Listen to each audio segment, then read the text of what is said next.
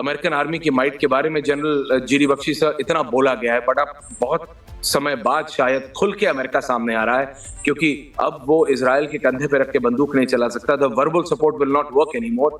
अब जिस तरह से डोनाल्ड ट्रंप ने पहली बार G7 छोड़ी है, वापस DC आए हैं कल सारी रात और अभी तक वॉशिंगटन में मैं यहाँ हूँ, व्हाइट हाउस इज एक्टिव, और वो ये कह रहे हैं कि अब हम बताएंगे ईरान को कि what the might of the American army is. General Bakshi साहब।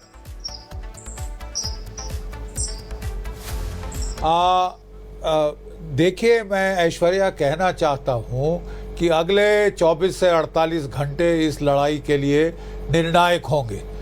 अभी तक इजराइल अकेला लड़ रहा था, अमेरिका और इजराइल मिलकर गुड कॉप बैड कॉप की गेम खेल रहे थे ईरान के साथ। इजराइल हमले कर रहा था, अमेरिका बातचीत कर रहा था।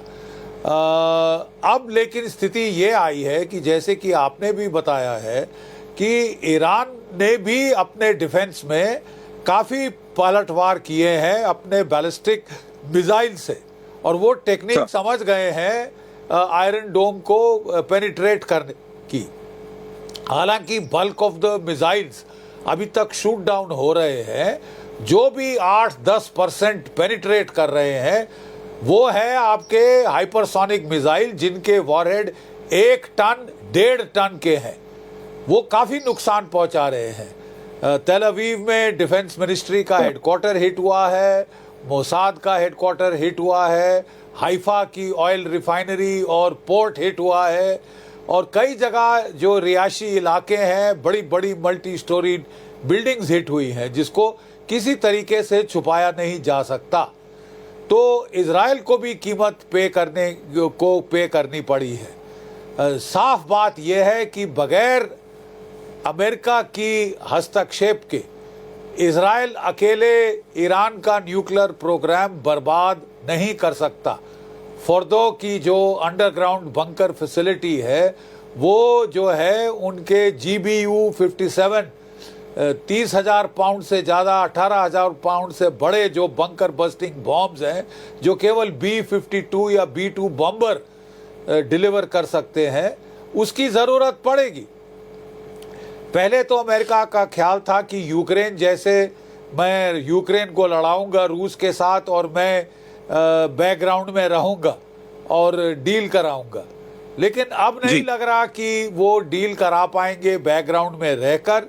जितनी मार पड़ रही है इजराइल को भी, जितना नुकसान उठाना पड़ रहा है, वो पहले से कहीं ज़्यादा है। पहले से जनरल बख्शी, मैं सिर्फ इसी पे आपको रोक रहा हूं सर, और मैं चाहता हूं कि अगर आप इसी पे थोड़ा और जानकारी हमारे दर्शकों को दे दें।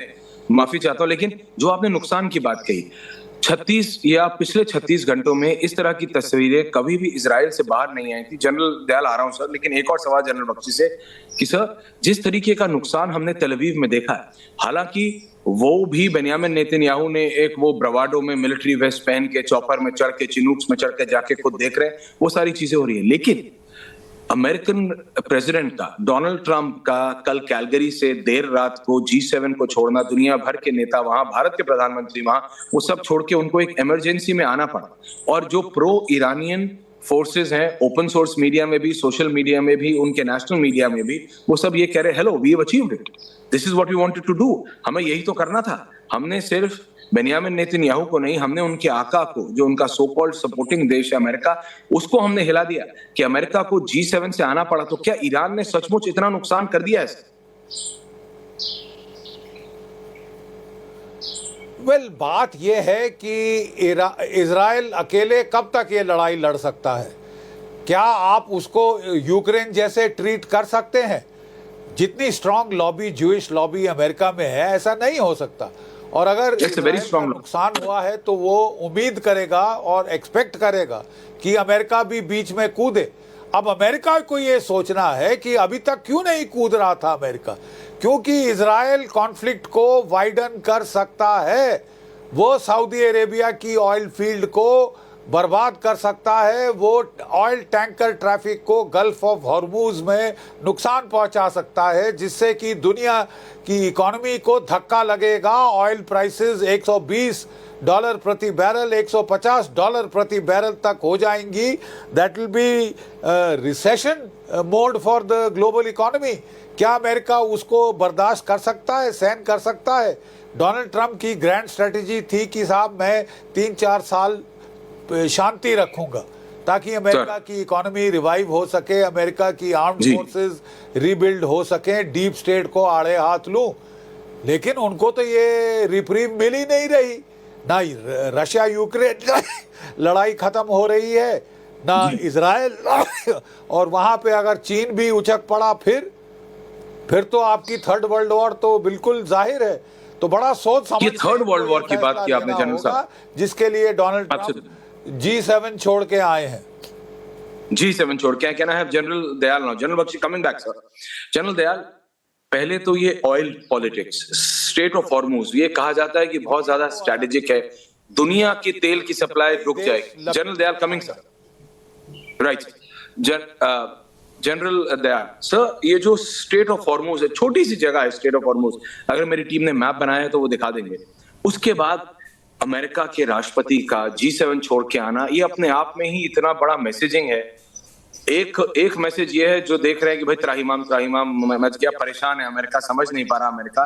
नहीं तो ये कहा जाता है कि बिकॉज कल जब हम देर रात वॉशिंगटन DC में यहाँ पे व्हाइट हाउस के बाहर पहुंचे, बिग ब्लैक SUVs GMCs अंदर बाहर कर रही हैं नॉर्थ लॉन से, प्रेस कोर खोल दिया, मीडिया रूम खोल दिया, अफसर आ रहे हैं जा रहे हैं, सबका नाम हमें नहीं पता, बट जब मैंने चेक करा तो उनके डिफेंस स्टाफ के ऑफिसर्स सब आ रहे हैं जा रहे हैं। So it is active.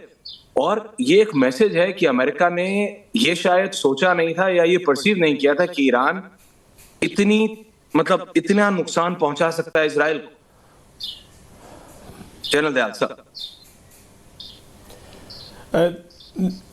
देखिए ऐश्वर्या, एक तो ये पूरी की पूरी लड़ाई जो है वो अमेरिका के बेस्ट पे ही लड़ी जा रही है। 7 अक्टूबर से लेके आज तक जो भी कुछ हुआ, हमास के साथ, इजराइल के साथ, सीरिया में आपने पूरी की पूरी सरकार बदल दी, सब कुछ बगैर किसी रेजिस्टेंस के साथ छोड़ के भाग गए, और अल्टीमेटली ईरान पे आई। अब ये कहाँ रुकेगी मैं नहीं कह सकता, क्योंकि मुझे नहीं मालूम डीप स्टेट की स्ट्रैटेजी अल्टीमेट क्या है, कहाँ जाके रुकेगी। तो ये पूरी की पूरी अमेरिका इसका पार्ट है, और अमेरिका मिनट टू मिनट इसको ऑब्जर्व कर रहा है, मिनट टू मिनट इसको एनालाइज कर रहा है, मिनट टू मिनट इसका इफेक्ट कर रहा है। और अगर मैं सोचता हूँ अमेरिकन को इतना नहीं अंदाजा था कि ईरान को इतने हल्के में ले रहे थे कि ईरान बिल्कुल पलटवार नहीं कर पाएगा, ईरान हमास की तरह या ईरान हाउतीज़ की तरह या ईरान जो है लेबनान की तरह, वो जल्दी से मतलब हिजबुल की तरह वो मतलब काउ डाउन कर जाएगा। तो मैं समझता अमेरिका की सोच में कुछ कमी है, लेकिन ऐसा नहीं था। दो चीज़ें मत कीजिए, प्रेसिडेंट ट्रंप G7 से आए हैं, वो G7 को इससे ज़्यादा अहमियत देना नहीं चाहते थे। जो G7 में उन्होंने काम करना था वो थोड़ा कर दिया, उसके बाद वो एक ये क्लियर ले लो, वो G7 में उन्होंने जो बोलना था बोल दिया, वो इससे ज़्यादा G7 को